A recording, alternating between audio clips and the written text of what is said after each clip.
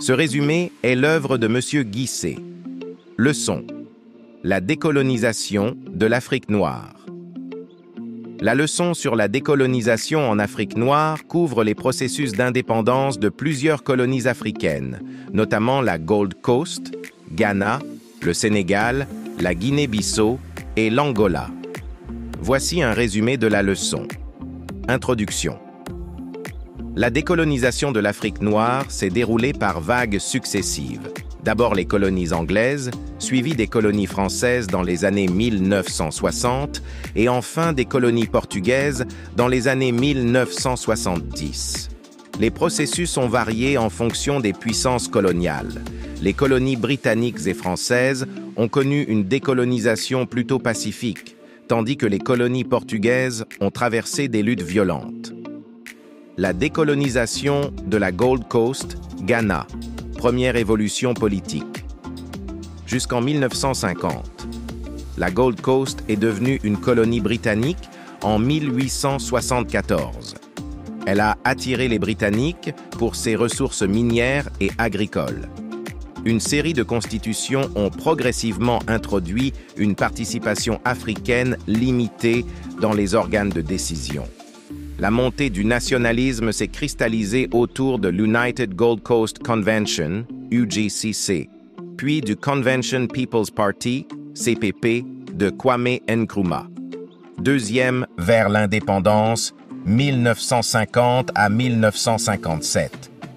La nouvelle constitution de 1950 a marqué un tournant en permettant une représentation africaine accrue. Le CPP a triomphé aux élections de 1951 et 1956. En 1957, la Gold Coast est devenue indépendante sous le nom de Ghana, intégrant également le Togo britannique. La décolonisation au Sénégal premier. De l'Union française à la loi-cadre. Après la Seconde Guerre mondiale, la France a réaffirmé sa domination coloniale. En 1946, les colonies françaises deviennent des territoires d'outre-mer, abolissant le travail forcé et l'indigénat. Des élections sont organisées pour choisir les représentants des colonies. En 1956, la loi-cadre Defferre a initié la décentralisation administrative, renforçant le mouvement vers l'indépendance. 2. La marche vers l'indépendance. En 1958, un référendum sur l'autonomie a eu lieu. Le Sénégal a opté pour une autonomie élargie au sein de la communauté française. En 1959, le Sénégal et le Soudan français ont formé la Fédération du Mali, qui a obtenu son indépendance en 1960. La fédération s'est rapidement dissoute en raison de divergences internes et le Sénégal a proclamé son indépendance.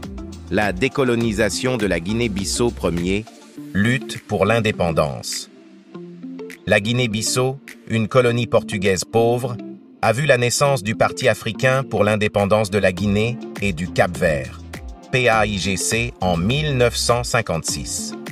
Sous la direction d'Amilcar Cabral, le PAIGC a engagé une lutte armée contre le régime colonial. En 1973, malgré l'assassinat de Cabral, la Guinée-Bissau a proclamé son indépendance, reconnue par le Portugal après la révolution des œillets de 1974. 2. Conséquences du coup d'État au Portugal. La révolution des œillets en 1974 au Portugal a conduit à des négociations qui ont finalement reconnu l'indépendance de la Guinée-Bissau et du Cap-Vert.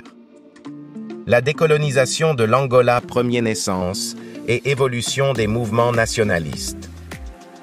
L'Angola, sous domination portugaise directe, a vu émerger plusieurs mouvements nationalistes, le MPLA, le FNLA et l'UNITA.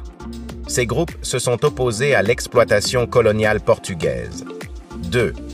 La guerre d'indépendance. La répression portugaise a conduit à une guerre prolongée. Après la révolution des œillets, le Portugal a entamé des négociations avec les mouvements angolais qui ont abouti à l'indépendance en 1975. Toutefois, l'Angola a rapidement plongé dans une guerre civile soutenue par les superpuissances de la guerre froide. Conclusion.